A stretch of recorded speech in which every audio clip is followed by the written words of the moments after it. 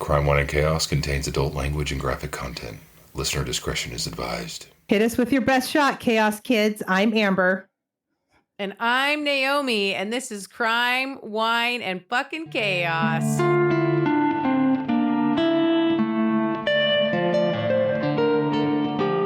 Whoop, whoop. Hello. Oh. Fire away. Yeah, fire away. Double dog dare you. Hi, sister. How Hi, are sister. you? Good. Do you like my sweatshirt that looks like a couch? Does it look like a print of a grandma couch? Kind of does, yeah. I'm sort of loving it. It's very like 1992, like grandma couch, but 1992 grandma couch. You know what I mean? Absolutely. Yeah. I'm vibing with it. What's new? Well, I mean, I was telling you beforehand that I had to take the cat, Shadow, to the vet today and have a procedure done. And now he's bumbling around the apartment. Oh, look, there he is. Do you see him? Oh, in the cone of shame. The cone of shame. And he's giving me weird faces because I gave him some pain medicine because the numbing is wearing off. And so I thought, well, you know, I'll do what I'm supposed to do and give him some pain medication. Now he's just stoned and being weird. He's like looking over at the wall. I don't know what's going on. Oh, God. This poor guy. He's like tripping balls right now. Tripping balls right now. And anyway, that's how my day is going. This, urgent run to, today it was just like it had to be done. And so I got an appointment yesterday for this morning, and it's just been dealing with that and trying to get my shit together for this episode. But and I did it. You did. I did it. I came in right in under the wire today. Coming in hot.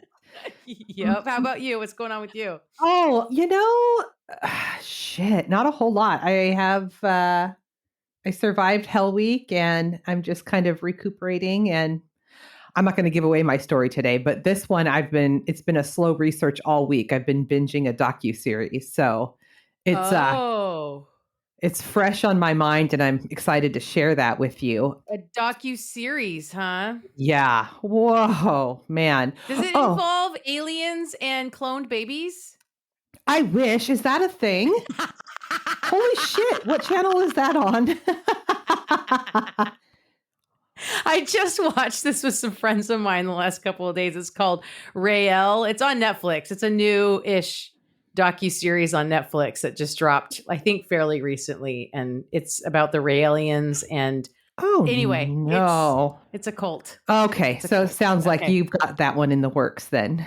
Well, I don't know. We'll see. I canceled my Netflix, so I don't have Netflix anymore. So I'd have to borrow someone else's or something. But anyway, What are you drinking? Thank you for asking. I cracked open a white last night so that I could make my sauce.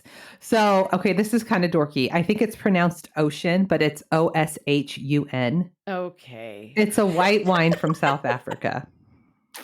Oshun. It's pretty tasty. It's a little bit on the sweeter side, which I'm not vibing with, but Sure. All right. Well, okay. I think it's my turn. It is to go first with some crime. They've got a crime for you. So I'm going to tell you about Sarah Papenheim. Have you heard this story? No. Okay. Well, Sarah was born January 30th, 1997. in Ramsey County, Minnesota, to Danae Odegaard and Jerry Papenheim. And Sarah had an older brother, Josh, who was like 2 or 3 years older than her. Mm-hmm.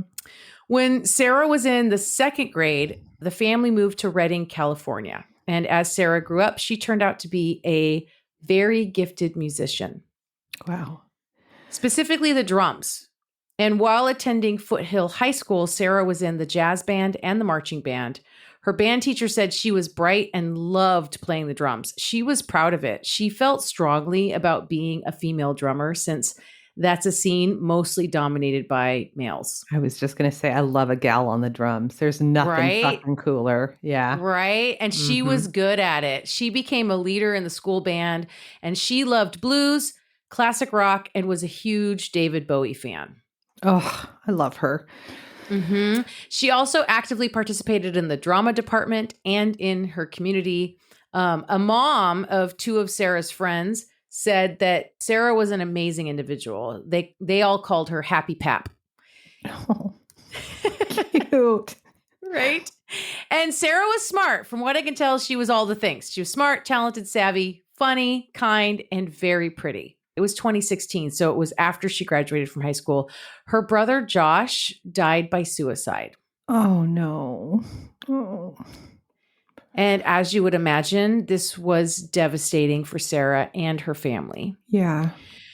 And after she graduated, Sarah and Danae left California and moved back to Minnesota to Twin Cities. So I'm not sure if Sarah was taking college classes while she was there, but she was super immersed in the jazz and blues scene during that time, which apparently in like St. Paul, Minneapolis, there's like a big thriving like jazz and blues scene. All right. Good for her. That's a badass. And apparently she'd been jamming out at some of the music venues there since she was like 15. I get the sense, okay, that maybe so some of the stuff was like uncertain. I'm speculating, but I got the sense that she spent time there in the summer, maybe on school breaks. I couldn't find definitive information about this, but I get the feeling that possibly the move to Redding was due to Danae and Jerry splitting up. Mm-hmm. And maybe Sarah was in Minnesota so much because she was out there on visits to her dad or maybe other family. I'm not totally sure. I know that at some point Danae and Jerry split up. Okay. So that's my guess, because they were saying that she'd been playing in this music scene in Twin Cities since she was like 15 years old, right? Okay, yeah. But she didn't move back there. She was living in Redding at that time, and she didn't move back there until after she graduated high school. Okay. So this music scene is where she would meet Adam Pryor, and the two would become very good friends. Adam also plays jazz and blues, and he's a keyboardist, and the two played together all the time. It's unusual for someone as like so young to be so good in this particular genre of music. I would say it's rare that young people are even into jazz and blues at all. Right. Yeah. It's right? Jazz is hard. Yeah. Uh-huh. Yeah. And yeah. And so like her and Adam were like closer in age, right? They were like kind of the young kids on the scene. Mm-hmm. And Sarah was so good that she jammed with old timers like all the time. And they all were like super impressed with her. Wow. Sarah became so well known for her drumming, even so much as to pick up a mentor in funk legend and former Prince drummer Jelly Bean Johnson. Shit. I always forget that's where Prince was. He's from the Midwest. Yeah. That's right. Okay. That's cool, right. Cool. Okay. So Jelly Bean nicknamed Sarah Thumper because she hit the drums as hard as the guys did, and he called her a great spirit. Mm. And Sarah loved it there in Twin Cities and playing this music with all these super talented musicians. She was making friends and doing what she was meant to do. Adam said that Sarah was just so special in so many ways. Beyond being talented, she had a big heart and tried to help everyone that she could.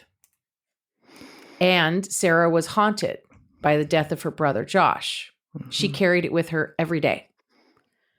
So much so that she decided to pursue a degree in psychology, not only to better understand Josh, but in the hopes of helping others to avoid what happened to her brother. She is like an angel on earth, this one. Mm-hmm. Mm-hmm. Oh.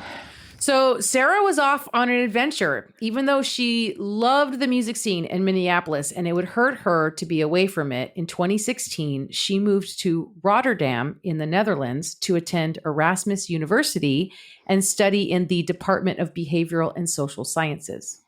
Shit. She moved into some kind of dorm-like situation about a mile from the university campus that has student rooms and studios and other apartments. And while taking classes, she also picked up a part-time job at a local kebab restaurant. Her boss, Fikret Egemen, said Sarah immediately fit into the team there. Quote, from day one, she picked up everything. She was like family. She always worked with a smile all day long. No problem. Angel. Oh, God, I just got chills. Mm-hmm. Wow. Mm-hmm. Okay. Sarah had a boyfriend in Rotterdam, Nico Karsemeyer, who lived in the same dorm building down the hall from the apartment that Sarah shared with Joel Schelling, who was a fellow musician. Some reports say that Sarah had moved to Rotterdam to then like moved in with her boyfriend, but she definitely wasn't living with him in 2018, although they were dating at this time. I don't know if they ever actually lived together. Or if they just were living in the same dorm, in the same building. basically. Yeah. Yeah. Joel played the cello quite well. Some said he played the double bass. I'm not a musician, but I think these are like very similar. Like, is this a difference between a violin and a fiddle?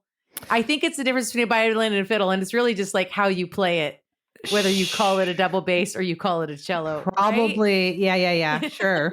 Unless there's some in-betweeny instrument that I'm unaware of that is deeper than a cello, but higher than a bass.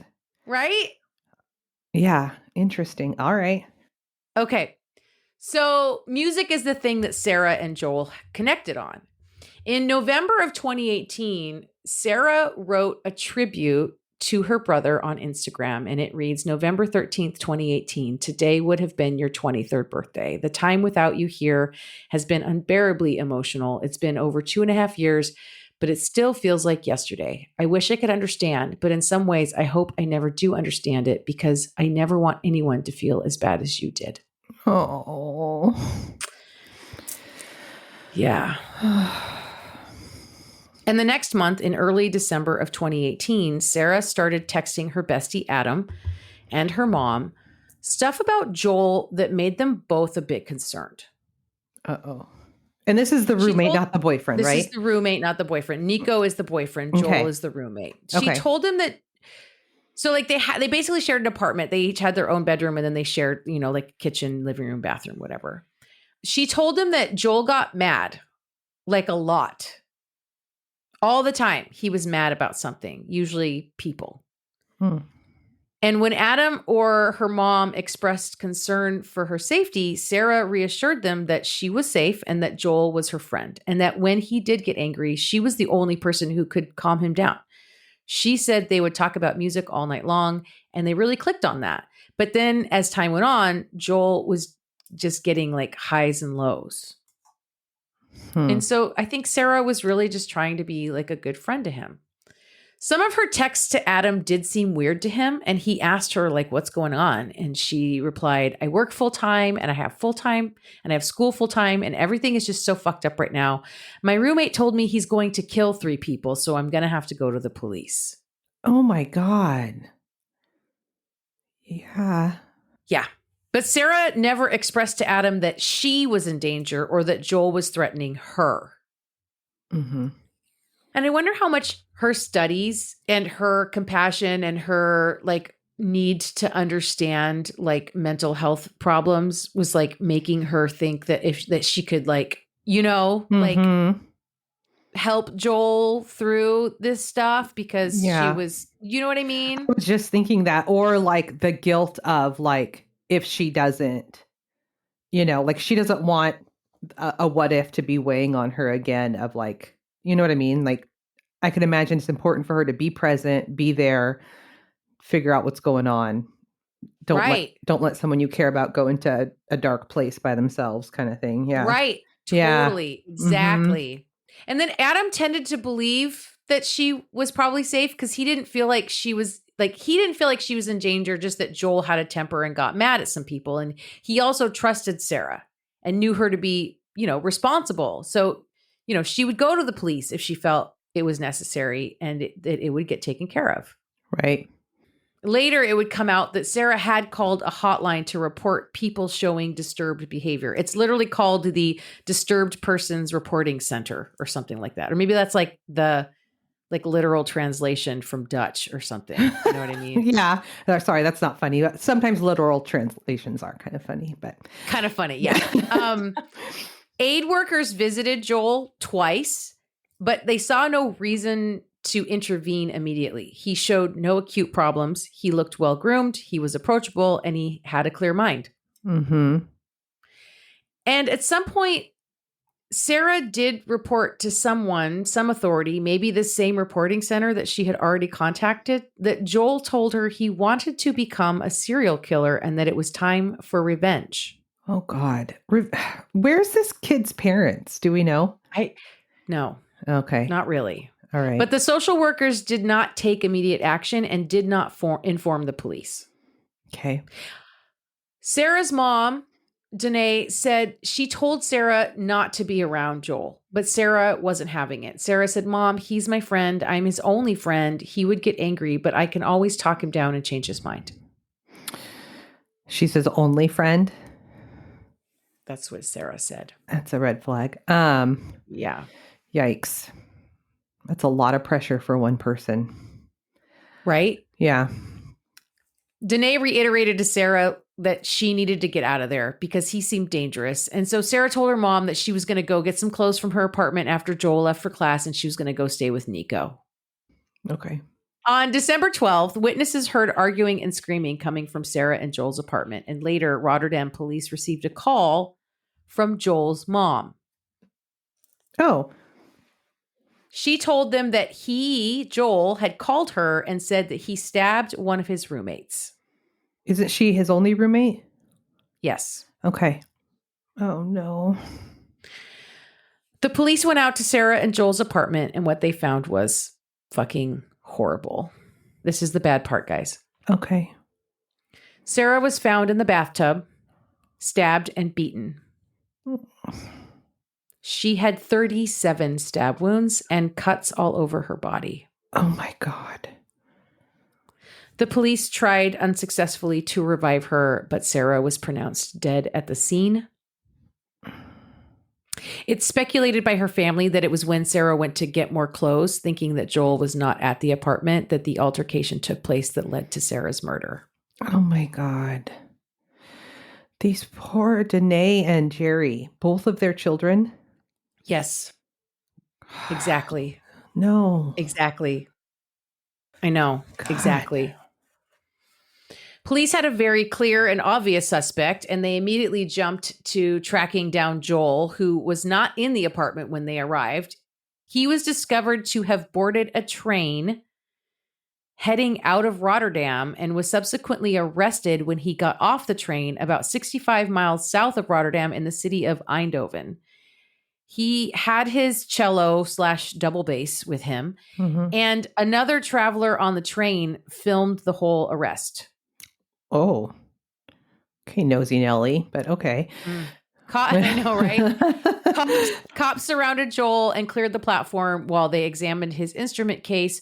Joel was wearing jeans and a black nylon jacket. He was ordered to his knees and to put his hands behind his back while the cops cuffed him. The witness that filmed all this told one newspaper that he'd been on the same train as Joel, and when he was being arrested, quote, he stayed extremely calm, like he had just finished a yoga session. Maybe he was just in a psychotic state of mind. He did not speak and almost didn't blink his eyes. Oh, no. Like catatonic? That's spooky. Not blinking that's too far. That's creepy. You've gone too far, sir. Blink. God, I don't like blink. It. Man, blink. Oh. Joel basically immediately confessed to murdering Sarah. Danae and Jerry had to set up a GoFundMe to raise the money they needed to go to Rotterdam and get Sarah's body and put her to rest. The jazz and blues music scene in Minnesota, her friends there put on some fundraising shows to help out. This all happened right before the holiday break, and Sarah was supposed to be going home to Minnesota to spend Christmas with her family and play music with her friends. She was actually even scheduled to play a show while she was home. Oh, God. Joel's trial was about a year later in late November, early December of 2019. At trial, Joel said he couldn't remember killing Sarah, only that he knew he was angry with her. And then he said, quote, and then I saw the blood on the wall and she was lying on her back. Okay. According to experts who advised the judges, it sounds like we're in another one of those court systems that has a panel of judges rather than a judge and a jury. Every court is the Supreme Court, I guess. Okay. I don't. Joel had been experiencing psychosis at the time of the murder and also asserted that Joel was autistic and schizophrenic. Okay. The judges in the case concluded that Joel had not set out to kill Sarah, that it was not premeditated, and they charged him with manslaughter instead of murder. Yikes. They don't have like a second degree option there, I guess. I don't know. I Huh. guess. Okay. Joel was given 6 years in prison What? and indefinite psychiatric detention after that, with a minimum stay there of 2 years. Indefinite with a minimum of 2 years? Like, he has to be there for 2 years, but it could be longer if he doesn't get better. Okay. What do you think about this sentence? I mean, there's no such thing as justice. Mm-hmm. Spending the life in prison, killing him, like, that doesn't bring Sarah back. That's not justice. That's revenge. Mm-hmm. Depending on the prison system, we're not talking about the States. So I don't know. I don't know what the prison system's like in the Netherlands. Mm-hmm. But, if the goal is rehabilitation, I don't know. Yeah. I mean, we'd have to trust the assessment of Joel is true. And if it's true that he's sick and he needs help, Mm-hmm. he may only serve 4 of those 6 years in prison, because in the Netherlands, it is standard for prisoners to serve only 2/3 of their sentence if they are on good behavior. Okay. Danae was there for the trial and the sentencing. She'd been in Rotterdam at that point for like a month. She told a Dutch broadcaster that the sentence was bullshit. Yeah. She said, quote, "I just feel that injustice has been had here, and I was hoping this country would step up and protect my daughter, at least give her some respect afterwards. But to hear that he's probably going to be out in 4 years, I'm appalled. He got 6 years, but I got a life sentence for my daughter being murdered. I have a life sentence. Every 2 years, I have to go back there to make sure he stays away." God. This poor family. And while the sentencing was a blow to Danae and her attorney, they did win an investigation into that psychological care team that came into contact with Joel and did not raise the alarm on him prior to Sarah's murder. Although I couldn't find any updates on this investigation. Okay. Jerry, Sarah's dad, started a scholarship fund in Sarah and her brother Josh's name, the Josh and Sarah Papenheim Memorial Psychology Scholarship, for students wishing to make a difference in the mental health industry, especially ones who aspire to make advances in the area of suicidology. And while an interest in music is not required, they do pay extra attention to applicants who have an interest in creating music and or using music as a part of mental health treatments. Oh my God, I love that. Music is a form of mental health treatment. It really is. 100%. Yeah. Oh 100%. my God. Oh my God, sister. And a part of her obituary says, "Sarah will forever be known for her smile that seemed to light up the world, and the world is a darker place without her." Mm-hmm. And that is the story of the murder of Sarah Papenheim. Wow. That's fucking awful. Sorry. Oh, I think it's so dangerous too when I have seen it before when you're a psychology major, but you're like baby psychology major and you are getting really excited about what you're learning. And I think there's a tendency to think of yourself like maybe more capable of handling those things than other people are. Yeah. And you're not, there's a reason why you have like supervised hours and residency and, Yes. All not of that. Not that that's what she was doing, but I'm sure she thought that maybe out of the peers that she would be the most capable. And I don't know. God, it's just so sad. I know. And I was doing the same thing you were, just absolutely heartbroken for Danae and Jerry, like both their kids. Fuck. Unimaginable. Yeah, one family should not have to have more than one thing. Right? It's like something, there's a glitch in the matrix or something. Like why? I don't understand why. It's so fucked. Oh. Thanks for that, I guess. You're welcome. Mm-hmm. You have a palate cleanser for us? Sort of. I mean, it's not super cheerful. Okay, so I'm calling this a redo. Not so much an update, but a redo.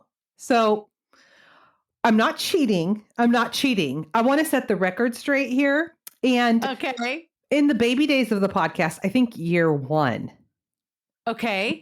I did the case of Natalia Grace. Natalia Grace. And there's very recently a whole bunch of new shit that has come out. So I am going to retell the story, and I'm not going to make any assumptions that anybody heard me do the story the first time. So I'm just going to start from the beginning, okay? Okay, wait, is Natalia Grace the one that got abandoned because she was supposed to have been an adult instead of a child? Yes. Oh, Have you watched the new docuseries? I have not watched the new docuseries, but I was semi-aware of the case in the media. And then I feel like I did listen to the episode you did in the baby days of the podcast where you covered this. Baby days, yeah. I don't remember exactly like how you covered it, but like I wasn't there. So like it's new to me. Okay. You get clean slate, sister. And as far as we're concerned, like it doesn't exist. The only people that can actually go back and listen to it if they really want to are the Chaos Kids Club members, because all those episodes are behind the paywall. Safely behind the paywall. Okay. So this is the story of Natalia Grace. So according to records that exist, Natalia was born in Ukraine on September 4th, 2003. Okay. Her mom knew at the time that she was going to be placing her for adoption, and Natalia was taken from the hospital directly to an orphanage. Okay. So she was born with spondyloepiphyseal dysplasia congenita. I did it. Layman's, you did it. We nailed it. Henceforth, SEDC, which is a rare genetic disorder that results in a short stature and skeletal abnormalities that primarily affect the spine and long bones of the arms and legs. So it's a form of dwarfism, but it's a pretty rare form. Okay. It only happens in 1 in 100,000 births. Okay. So not super common. So it was clear that Natalia would need adoptive parents that would be able to provide her with the type of care that she needed. And in 2008, she was adopted by Diane and Gary Caccino. And it's, again, not clear. So they were in New Hampshire and they adopted her. It's not clear if this was her first time to the US, if she was in Ukraine and this is when she moved to the US, or if she came to the US before that. And she doesn't really have a recollection. And it's a whole thing where like, well, yeah, because she was like 5 when they adopted her. Like, I don't remember shit yeah, before like 10 barely. So. Well, it looked like too, the orphanage where she was in Ukraine was like pretty dilapidated. And they said at one point there was like some big sewage leak problem and a bunch of their documents are just gone. I'm not really sure. Okay. So for whatever reason, Diane and Gary decided that they weren't able to care for Natalia and they decided to rehome her. Like an animal. Yeah, apparently this is a thing that you can do. There's even like, you can find them sometimes on like Facebook Marketplace. I'm sorry, what? That's a true thing. Rehoming children. This is the second time I've done a case where this is a thing. And it's like, we're not talking about fostering or temporary guardians. We're talking about you've legally adopted them. Why are you allowed to just say, never mind?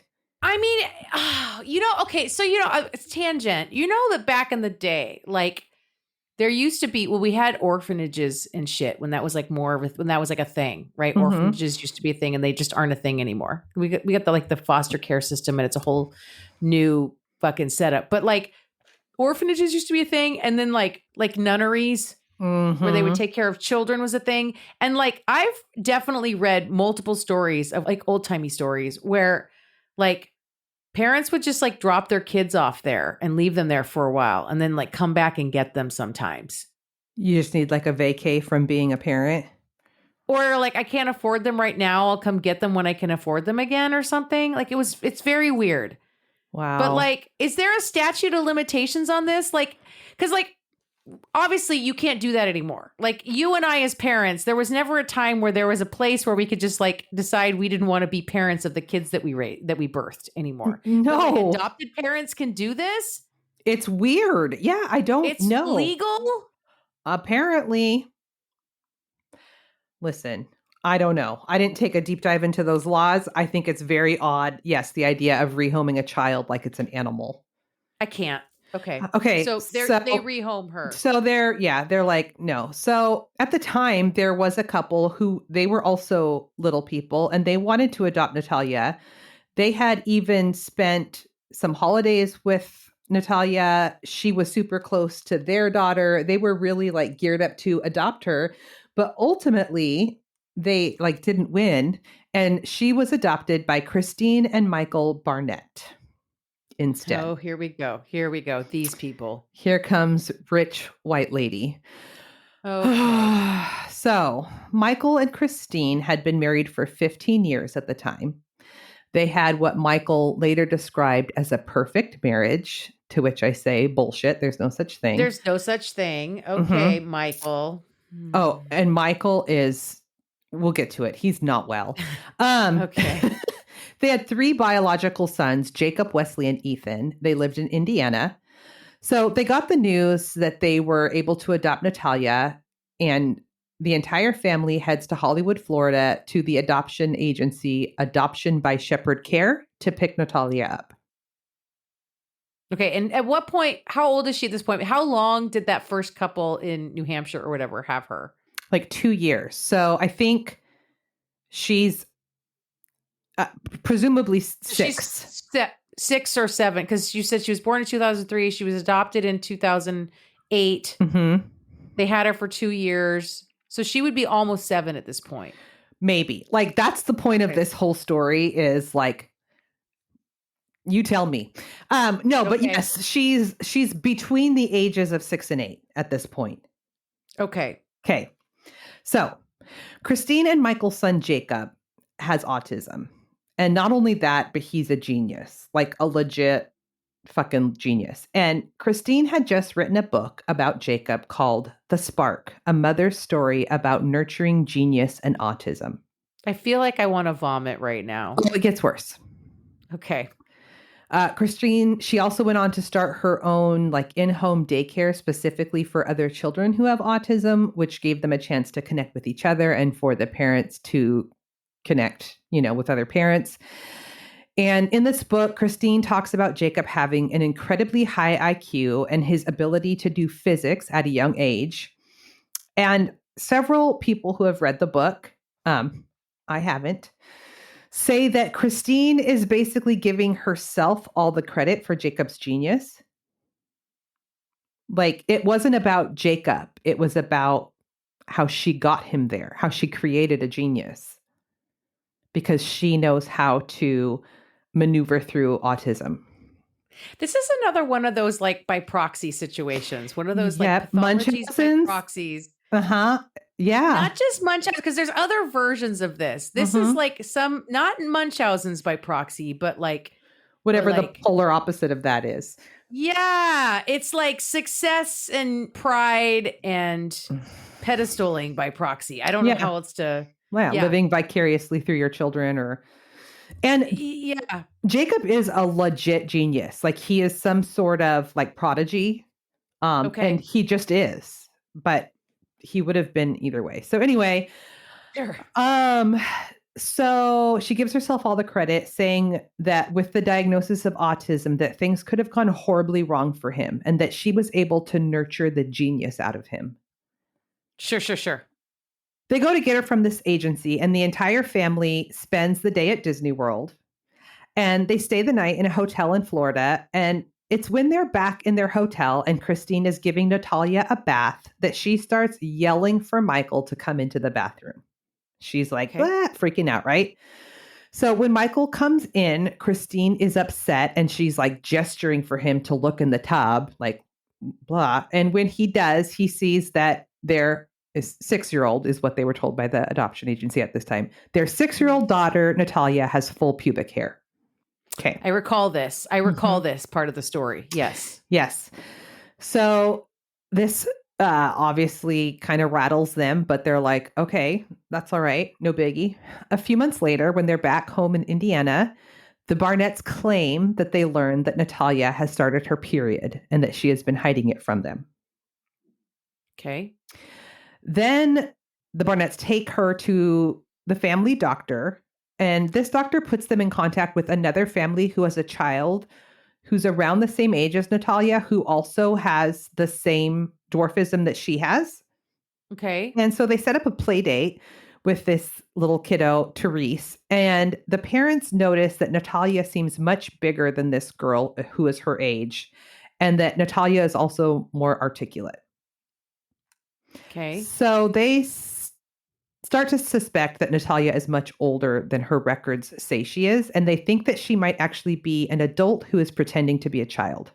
An adult who's pretending to be 6 or 7 years old. Because she's small in size. Mm-hmm. Yeah.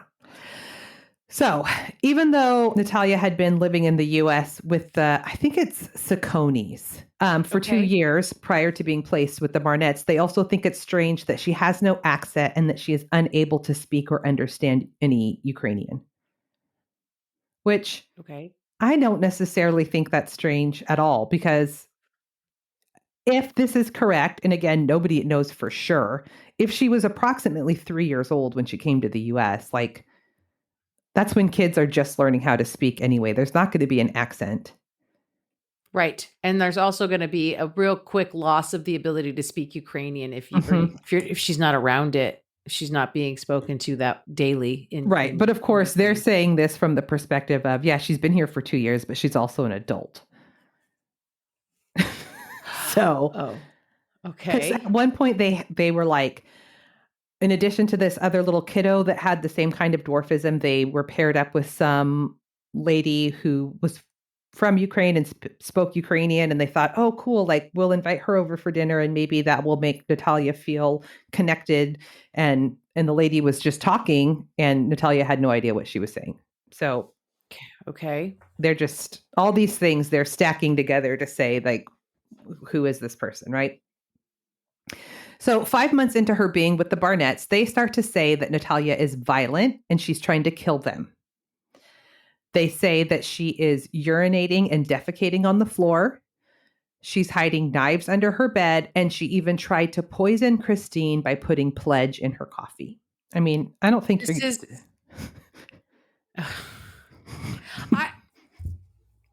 Yes? It just doesn't track, right? Because, like, if she was really an adult and she was just playing some con, like, there would be no reason to do that, because her motivation for pretending to be a child and being adopted would be to be taken care of. And so it doesn't make any sense to then try to murder her caretakers. Right. Unless this is the plot of some, like, ridiculous, like, you know, like, B movie on Netflix. Well, it's funny that you should say that, because right around this time, there was a fictional horror movie that had just come out called The Orphan. And this was exactly the plot of that. Oh, okay. Okay. So 2 years after adopting Natalia, the Barnetts go to court. They have a letter from their longtime family doctor and friend stating that based on his examination, it is his professional opinion that Natalia is not a child. And based on this evidence and the accounts of what the Barnetts were experiencing, like the pubic hair and all the things, the judge signs the order allowing Natalia's age to be legally changed. And a new birth certificate is issued saying that Natalia was born in 1989 rather than 2003. Changing Natalia from the age of 9 to the age of 22.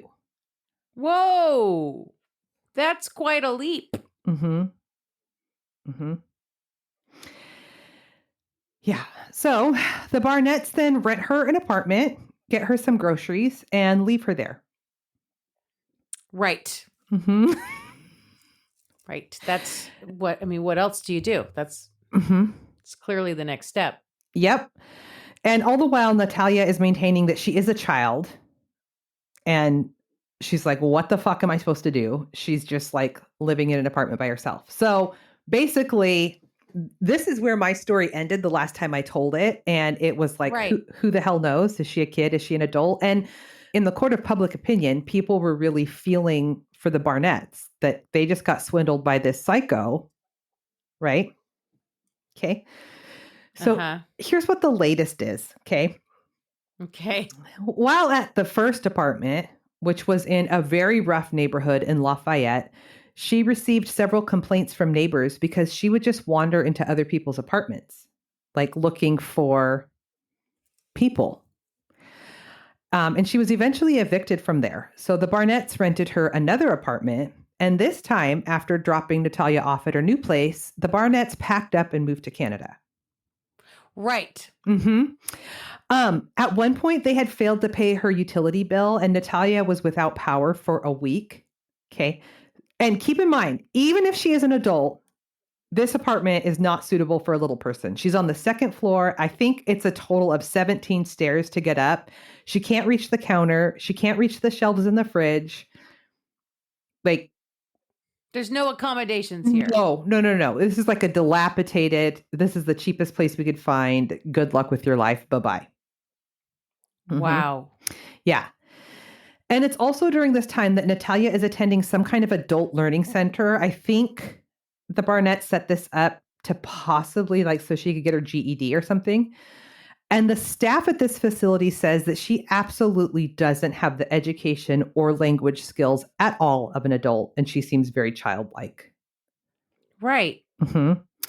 So they alert the local law enforcement and they start doing their own investigation into Natalia and where she came from and how old she was and all the things. And it was at this time that one of the neighbors at this new place, a couple that had several adopted children, Antoine and Cynthia Mann, Bishop Antoine, stepped in to take care of Natalia. Okay. So all this is being investigated, and this case is getting all this public attention because it sounds like the plot of the horror movie. And right. So some evidence that we didn't learn about until recently is the Dupauls, which were the little couple that wanted Natalia that lost out to the Barnetts. They had taken several pictures of her because in the weeks leading up to when they thought they were going to adopt her, like she was coming over for home visits and she would like have sleepovers with their daughter. She spent holidays there. She went trick-or-treating, right? Right. So they had a couple of photos of Natalia with their little kiddo, and you can clearly see in these photos that Natalia had missing baby teeth with new teeth growing in. Then it is learned that during the time that the Barnetts were trying to re-age her, they had taken her to a dentist and had x-rays done on her teeth, and you can clearly see adult teeth growing under the baby teeth. She still has baby teeth? Yeah. They had this evidence. Yes. And the dentist made an educated estimate at this time that based on her teeth, that she was between the ages of 7 and 11. They had also taken her to an endocrinologist who confirmed what the dentist had determined. But because the Barnetts weren't getting the answers that they wanted, they were ultimately able to get their longtime family doctor to just write them a note. Yep. And just nobody needs to know that she was taken to these other doctors who were like, no, she's a child. Holy shit. Yeah. So meanwhile, the Barnetts are like thinking that they're geniuses and off to Canada they go, but they are charged with neglect of a dependent because as it turns out, even though Natalia was legally an adult, because of her disabilities, they were still required to care for her and provide her with housing that would accommodate her needs. Yeah. And unfortunately, they were both acquitted in 2023. Yes. Whatever. So in August of 2023, while Natalia is on her journey to set the record straight and clear her name, she says that Christine was extremely abusive to her. She said that she was pepper sprayed and beat with a belt. Holy shit. Christine even took her out of school because she claimed that she was receiving several calls per week from the school saying that Natalia was a problem and she was purposely trying to run over other kids with her wheelchair. Right. But Natalia's first grade teacher has since stated that Natalia never did those things. She never called the Barnetts and complained, and Natalia's behavior was fine. Mm-hmm. Which also, it's like not uncommon for it to be a red flag when children are being abused for the parents to decide to homeschool them. Yeah. Because school is sort of like the last safeguard of. Yep. Yeah. Yep. The mandatory reporters that they go see every single day. Absolutely. Yep. Natalia says that Christine would give her physics schoolwork and demand that she do it. And Natalia would tell her that she didn't understand it and didn't know what she was supposed to do. And so it very clearly seems like the motivation behind all of this for Christine was to turn another disabled child into a genius. Oh, Jesus. So that she could continue to get praised for her greatness. And when Natalia was not a genius and instead somebody that required a lot of care and a lot of work, she decided to figure out a way to get rid of her. Yep. So the Manns take Natalia, this is her like new pseudo parents who stepped in, to a pathologist. And this is in August of 2023, who is able to do a DNA test that can determine a person's age, give or take 3 years. Okay. It is determined in 2023 that Natalia is between the ages of 19 and 22. Yep.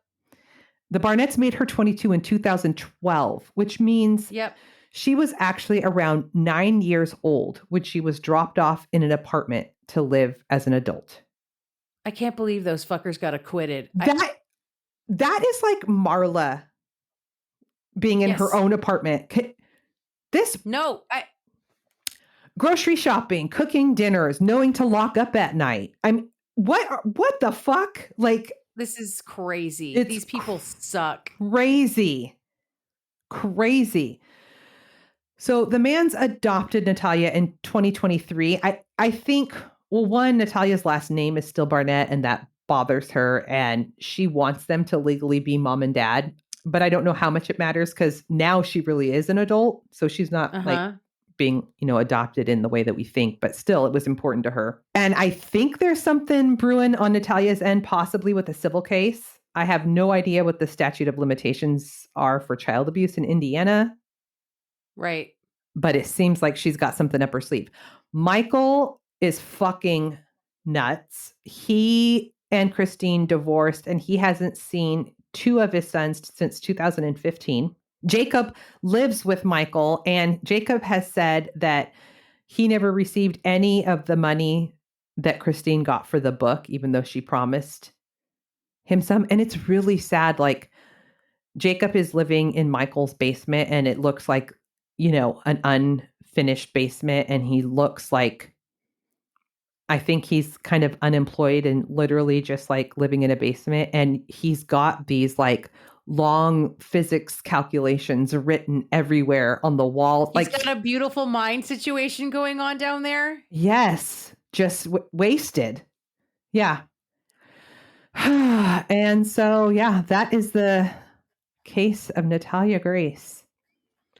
Wow. 9 years old. Holy shit. And when you look at the pictures of how old she was or how old she looks when she was re-aged, like, she very clearly looks like a kid.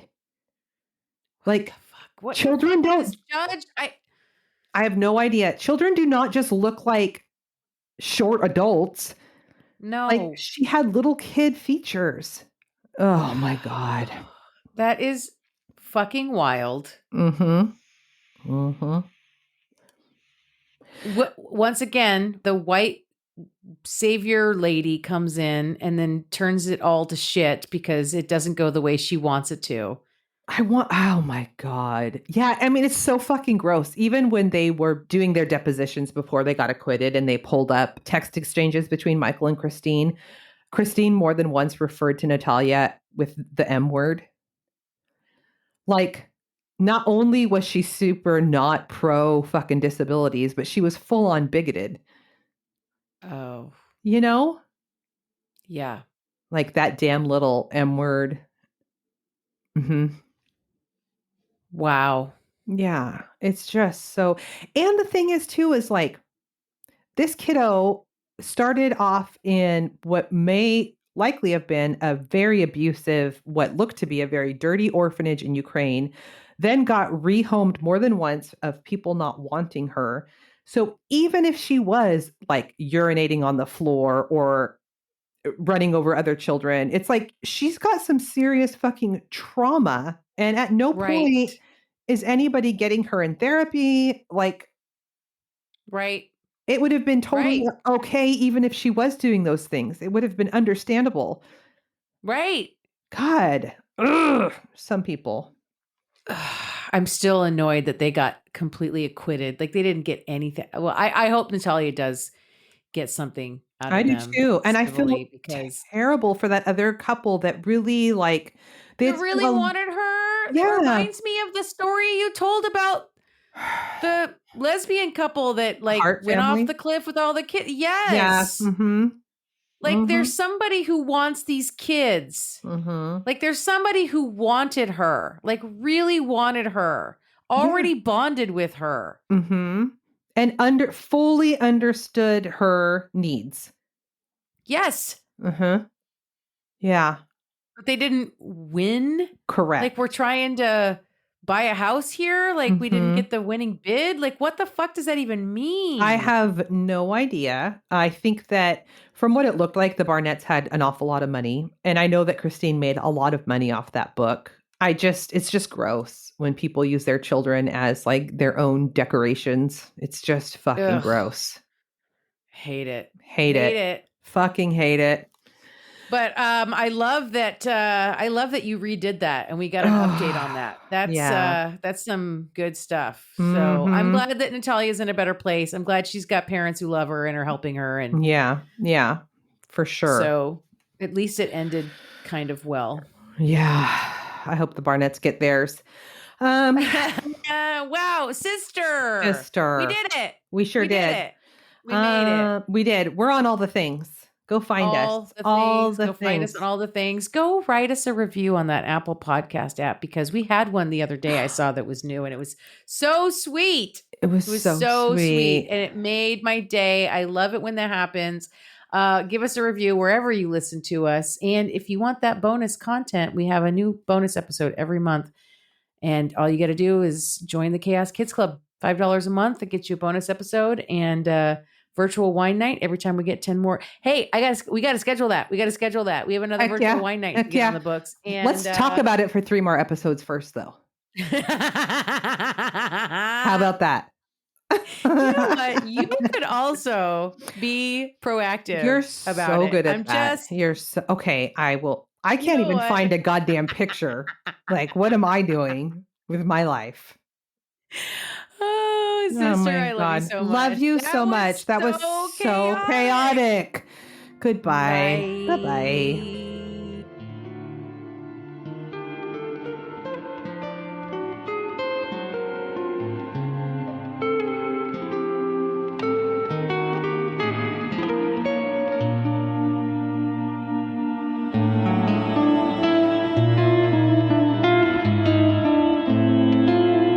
Crime, Wine, and Chaos is produced by 8th Direction Records.